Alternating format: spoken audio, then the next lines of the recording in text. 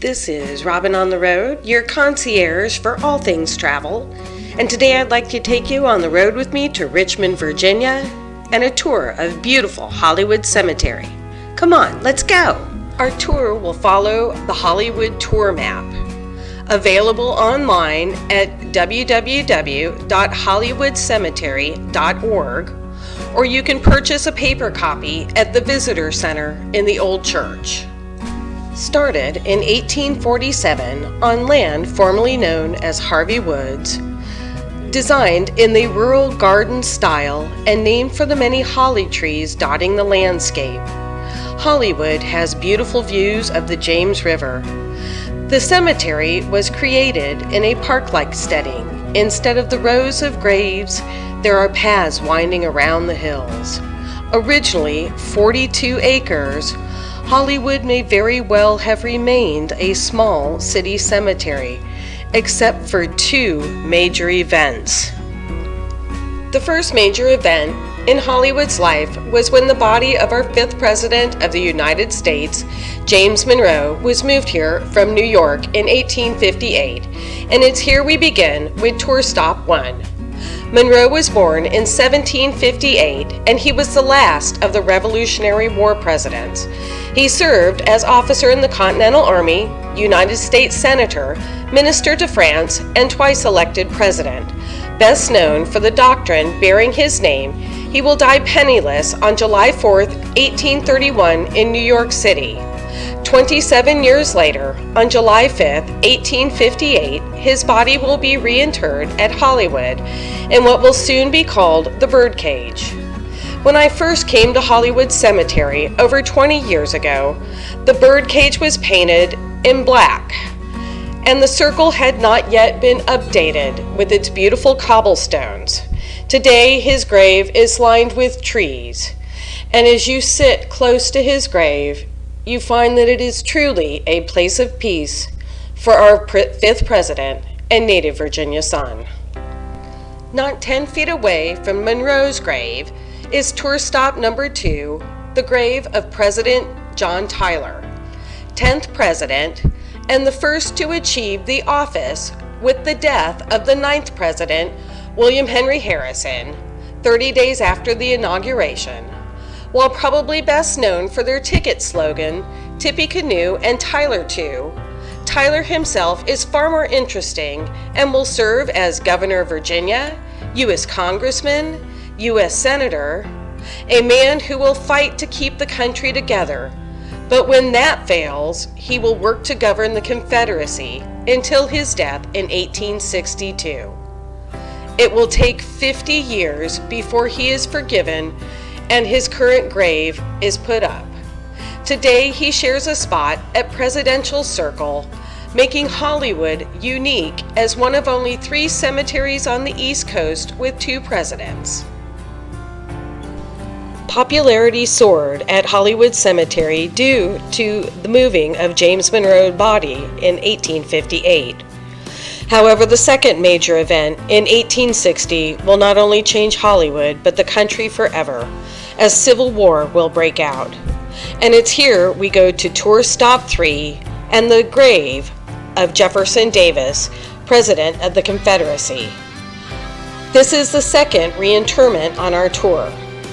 Davis was born in 1808 in Kentucky. He attended West Point and was elected to Congress, but resigned to join the Army during the Mexican War.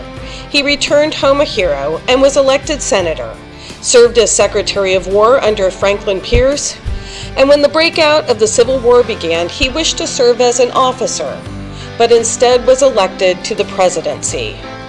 Post-war, he will serve in prison for 2 years, and afterward retire to Mississippi, where he dies in 1889.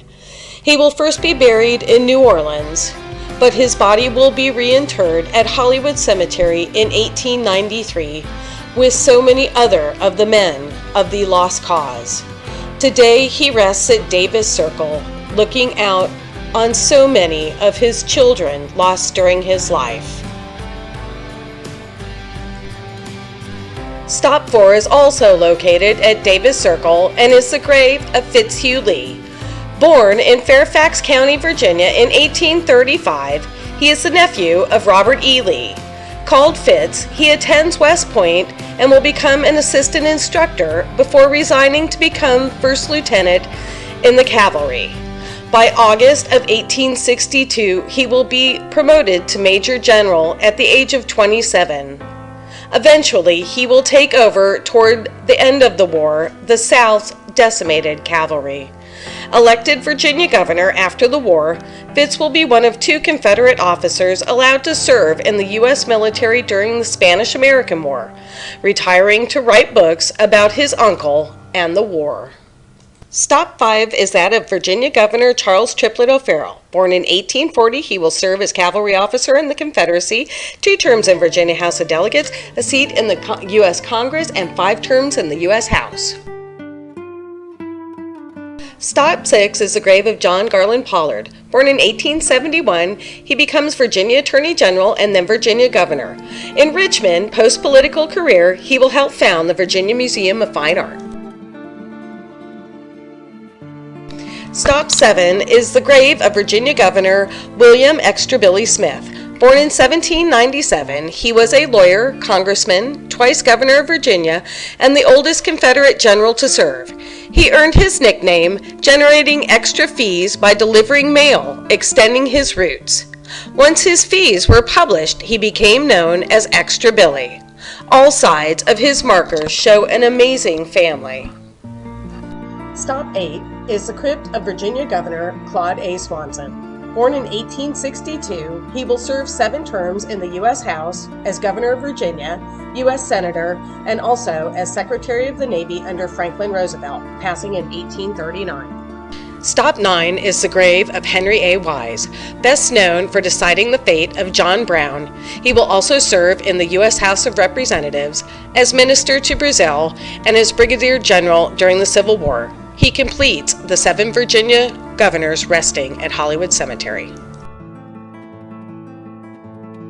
Stop 10 returns us to Presidential Circle and the grave of Joseph Reed Anderson.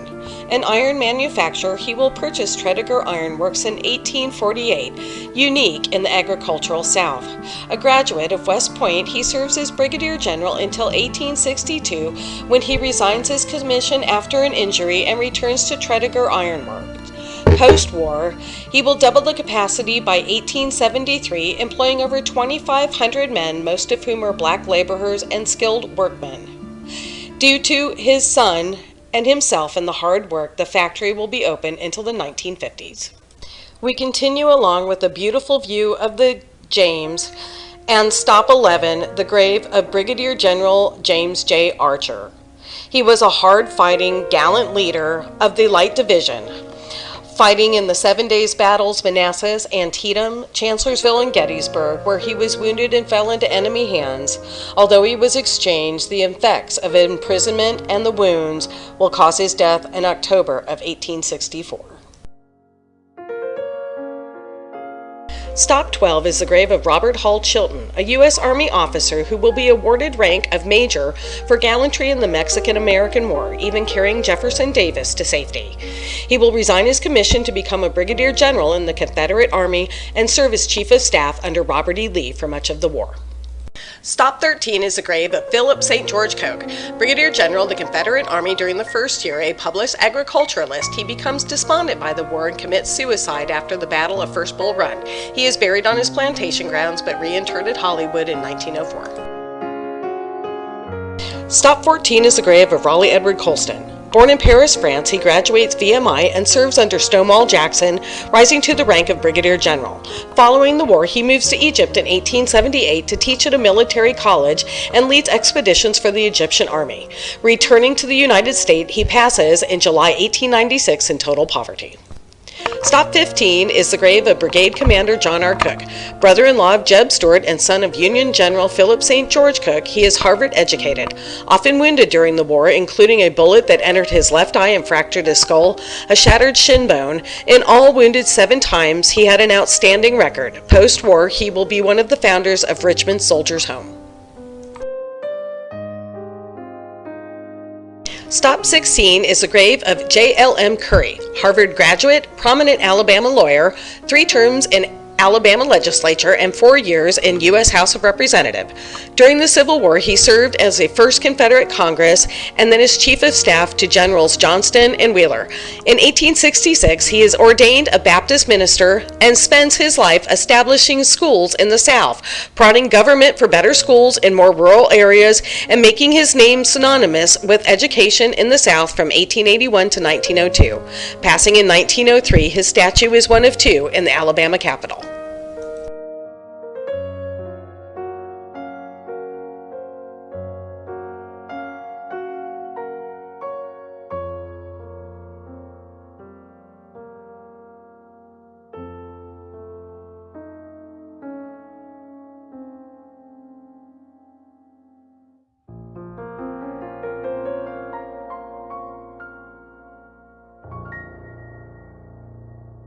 Stop 17 is the grave of Division Commander Henry Heth.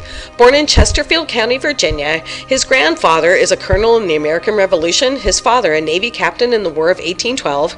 Cousin to George Picket, he is a popular officer, graduate of West Point, fighting in the Mexican-American War. He will fight in most major battles and surrender at Appomattox. He will pass away in 1899. Stop 18 is the grave of U.S. House Representative and Senator from Virginia, Brigadier General of the Confederate Army Eppa Huntington II.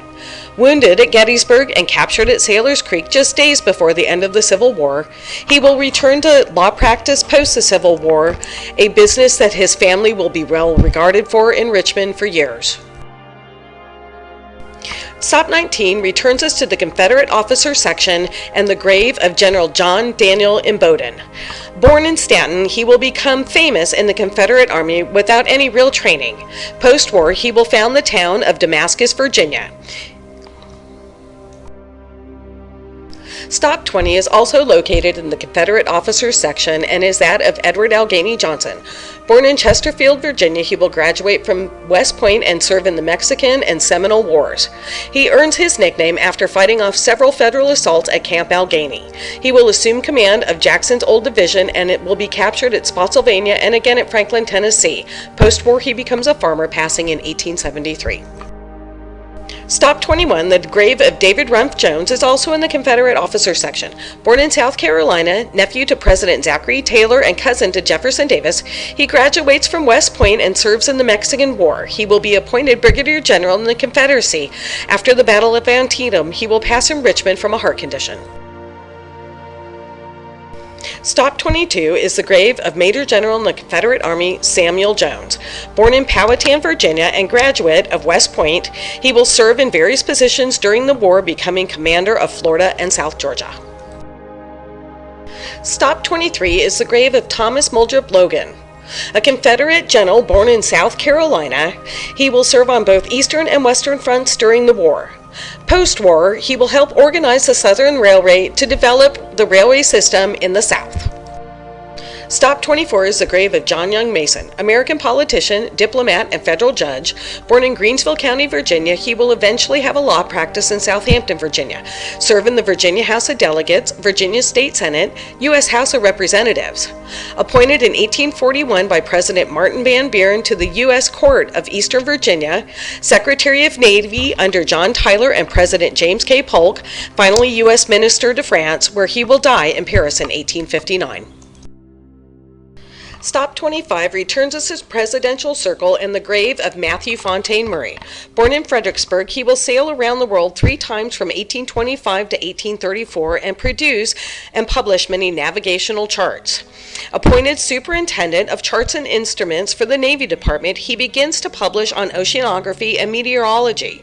He becomes internationally famous. In 1861, he accepts a position as command of the Confederate Navy and will go to England as spokesperson for the South. Post-war, he will teach meteorology at VMI, passing away in Lexington, Virginia in 1873. His body will be moved to Hollywood. Stop 26, the grave of Hunter Holmes McGuire, M.D., born in Winchester, Virginia, and graduate of Winchester Medical College in 1855. He will join the Confederacy and serve under Stonewall Jackson's brigade and will attend to the general until the end. Post-war, he founds St. Luke's Hospital and Training School for Nurses, and in 1893 begins the College of Physicians and Surgeons, later to become University College of Medicine and today MCV. In honor of him, the McGuire Veterans Administration Medical Center is named after him. Stop 27, the grave of John K. Mitchell, a Confederate naval commander who worked the waterways of Virginia during the war as part of the James River Squadron. Although they saw little action during the war until the end, their small number and the craft that they had available made them ineffective against the Union. Stop 28, the grave of John Pegram, is an example of the cost of war. Born in Petersburg, he is a career soldier, first with the U.S. Army and then as Brigadier General in the Confederate Army. Graduate of the U.S. Military Academy, he will fight on both eastern and western fronts of the war. In January of 1865, Pegram will marry Richmond belle Hetty Carey in a rare happy celebration of life, only to lose that life 3 weeks later at the Battle of Hatcher's Run. His funeral will be held at the same church he was married. Additionally, his brother William Ransom Johnson Pegram is also buried here, killed 2 months after John and a week before the end of the war. Stop 29 is the grave of one of the most famous generals buried at Hollywood, George E. Picket. Graduating last in his class, he was dashing and perfumed. Born in Henrico in 1825, he will be placed in command of the ill-fated charge at Gettysburg bearing his name. He will watch in horror as 50% of his division falls. Again in 1864, he is put in charge at the Battle of Five Forks, when he fails to hold the line and surrender occurs within a week. Investigated for war crimes, he will flee to Canada and return to Virginia, never to recover from his experience.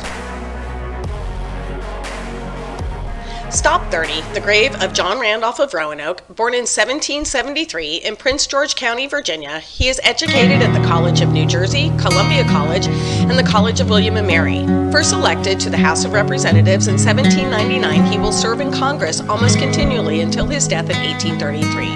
A brilliant and feisty orator, he is feared in Congress. A champion of the Constitution and states' rights, he will serve as ambassador to Russia in 1830, but poor health brings him home, and one brief period in Congress. Originally buried in Charlotte County, he will later be reinterred at Hollywood. Stop 31 is the grave of John C.C. Sanders, known as the Boy General due to his youthful appearance. Born in Alabama, he will serve gallantly during the war, being wounded several times, finally losing his life at the Battle of Weldon Railroad in August of 1864. His body will be moved several times at Hollywood until its exact location is lost. In 1971, a granite marker is erected by the Daughters of the Confederacy. Stop 32 is the grave of James Alexander Seton, Secretary of War for the Confederate government. He was born in 1850. His family, one of the original settlers to Stafford County, Virginia. A graduate of UVA, he was elected to the U.S. Congress and will be appointed by John Tyler in 1860 to the Commission of Peace in order to prevent war. Post-war, he retires from public life, passing in Goochland County in 1880. Stop 33, the grave of William Edwin Stark. Born in Brunswick County, Virginia, he becomes a successful businessman. Joining the Confederacy in 1861, he rises to the rank of Brigadier General. He is killed in action during the Battle of Antietam, one of 6 generals to fall that day, and is laid to rest next to his son, who had been killed in action 2 months before. Stop 34, the grave of Walter Houston Stevens, a graduate of West Point. He is an engineer for the U.S. Army until the outbreak of the Civil War. Although born in New York, he joins the Confederacy, rising to the rank of Brigadier General. Post-war, he becomes superintendent of the Mexican Imperial Railroad, dying of yellow fever in Veracruz in 1867. Stop 35 is the grave of Isaac Monroe St. John, a brigadier general in the Confederate Army, lawyer, newspaper editor, and engineer of numerous railroads pre and post the war. Born in Georgia, he is a Yale graduate and works in the Nitrate and Mining Corps during the war. Post-war, he becomes head of the Mining and Engineer Department of the Chesapeake and Ohio Railroad. He will pass in 1880 in White Sulphur Springs, West Virginia. Stop 36 is the grave of James Ewell Brown Stuart, or JEB as he was known. Born in Patrick County, Virginia in 1833, he is Chief of Cavalry for the Army of Northern Virginia and the eyes and ears for Robert E. Lee. His rides become famous, and he is the epitome of a Virginia Cavalier with his cape and plumed hat. A graduate of West Point, he serves in the U.S. Army and is with Robert E. Lee when John Brown's uprising is put down at Harper's Ferry. He will join the Confederacy in 1861 and become famous for his ride around McClellan and at Chancellorsville, as well as his mistake at Gettysburg. Killed in action at Yellow Tavern in 1864, he will become one of the leading symbols of the Lost Cause. Stop 37 is the grave of William R. Terry. Born in Bedford County, Virginia, he was a graduate of VMI. He will rise to the rank of Brigadier General in the Confederacy and be wounded 7 times throughout the war, although he will be with the Army at the surrender at Appomattox. Post-war, he is elected to the state legislature and will eventually run the Confederate Soldiers' Home in Richmond, Virginia. Stop 38 is the grave of R. Lindsay Walker, a graduate of VNI. He was born in Logan, Virginia in 1827 and will rise to the rank of Brigadier General. Fighting with the Army of Northern Virginia, he somehow escapes wounding and surrenders at Appomattox. Post-war, he returns to farming but is involved in railroads and construction of the Texas state capitol. He passes in Fluvanna County in Virginia in 1890. Stop 39 is the grave of Alexander W. Waddell. Born in St. John's Church in Richmond in 1876, he attends George Washington University and in 1907 scored an appointment as secretary to the Minister of Denmark, beginning his diplomatic career that will take him to Zanzibar, Catania, Sicily, Athens, Beirut, Cairo, Calcutta, Mexico City, Argentina, and Spain.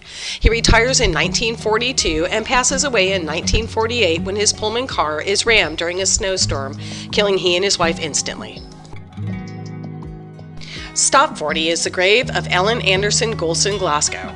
Born in Richmond in 1873, she will publish her first novel at 24. Bucking the Victorian ideas of women at that time, her life's work comprised 20 novels plus an autobiography, as she told the story of the South through historical fictions and even comedies, winning the Pulitzer Prize in 1942 for her last novel, In This Our Time. She also was on the bestseller list 5 times, passing away in Richmond in 1945 after years of heart disease. Stop 41 is the grave of biographer, military analyst, radio broadcaster, newspaper editor, and teacher Douglas Southall Freeman. Born in 1886 in Lynchburg, Virginia, he will win a Pulitzer Prize twice, first for his 4-volume biography on Robert E. Lee, and second for his 6-volume biography on George Washington, awarded posthumously. Graduate with a doctorate from Johns Hopkins University in 1908, he developed Southern sympathies from his father, who had served in the Civil War, and from growing up around former soldiers. In 1911, he receives a cache of lost wartime correspondence between Lee and Davis, and from that, he tries to tell the story, showing the confusion of war and the challenges Lee struggled with. Although labeled the Lost Cause historian, his work has stood the test of time. He passes away from a heart attack in 1953. Stop 42, the grave of Virginia Randolph Elliott. She will be credited as having the largest influence on women's education in Virginia. Opening her first school in 1890, it will bear her name. However, later she will change it to St. Catherine's in honor of the patron saint of philosophers, scholars, and young women. The school is still open today. She truly was a heralding angel. Stop 43 is the grave of James Branch Cabell, a fascinating author of 52 books including sci-fi, comedy, fantasy, and works on genealogy. A man who is plagued by scandal, including murder. He will be propelled to fame when his first book, Jurgen, a comedy of justice, is released. He will fight for 2 years a case against obscenity. Born in Richmond in 1879, his style of writing will fall out of favor in the 1930s. Although his sci-fi and fantasy books have a cult following, he is recognized as an important literary voice of his time. Passing away in 1958 and originally buried at the Emmanuel Episcopal Church in Henrico, he and his wife will be reburied at Hollywood in 1959. Stop 44 is the first Confederate burial at Hollywood Cemetery, a man by the name of Henry St. George Tucker.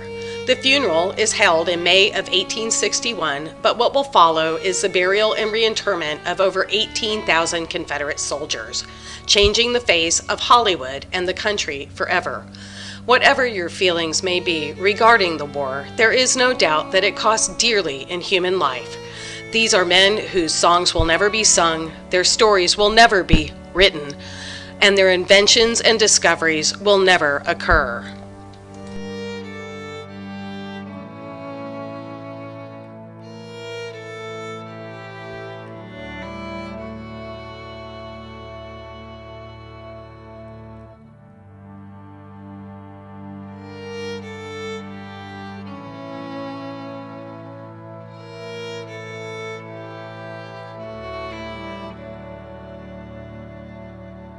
Stop 45 is the first burial at Hollywood Cemetery. A child, Frederick William Emmerich, born January 1848, he passes in June of 1849 at 18 months old. Stop 46 is the Lloyd family plot and their amazing tree stone markers. Buried between 1898 and 1946, there's mother, father, and 6 children who lie under these amazing tree monuments.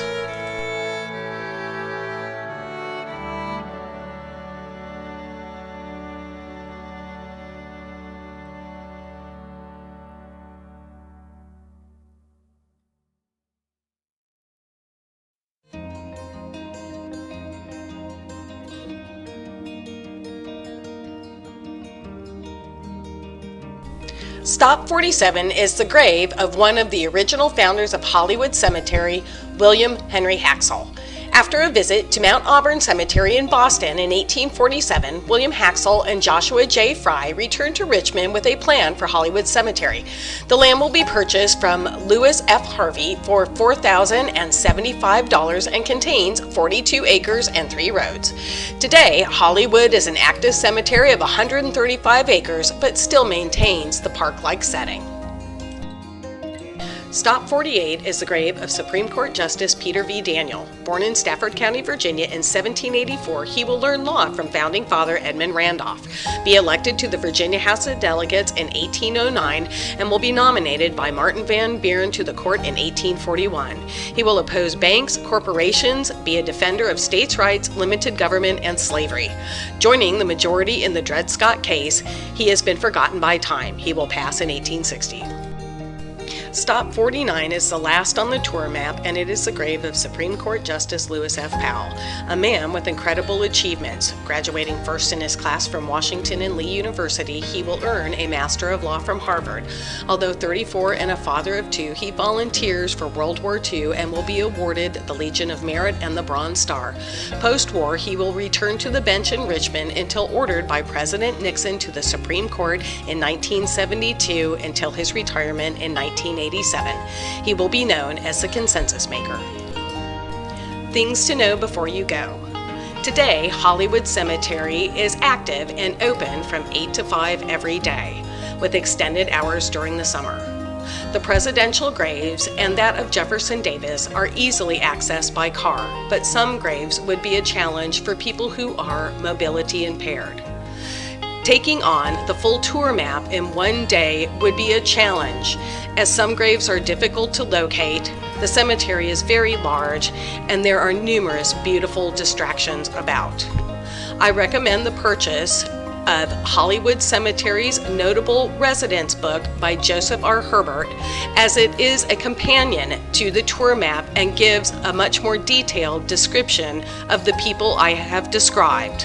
It is available for purchase at the Hollywood Cemetery gift shop in the Old Church, where you can support the cemetery, but also on Amazon and at other bookstores. Restrooms are located in the Old Church. Additionally, I would like to recommend Hollywood Cemetery Confederate Generals by James E. Cluse for photos and brief descriptions of the generals I have described. Hollywood Cemetery, a tour by James E. Dupree Jr., and Look for an Angel, a walker's guide to the residents of Hollywood Cemetery. Photos are courtesy of the Library of Congress. There are also tours conducted through the Valentine Museum, as well as the Richmond Trolley and Segway of Richmond. I will provide links in my description. Lastly, I would like to thank you for spending this time with me in this amazing space. Whether you come for the history, the beauty, the solitude, Hollywood Cemetery is truly a treasure. I'm Robin on the road, your concierge for all things travel, and I look forward to seeing you on my next adventure. Until then, safe travels. Please subscribe to my page as I will be uploading new content all the time. Leave me any comments or questions, and I welcome suggestions to make time for a road time and more fun.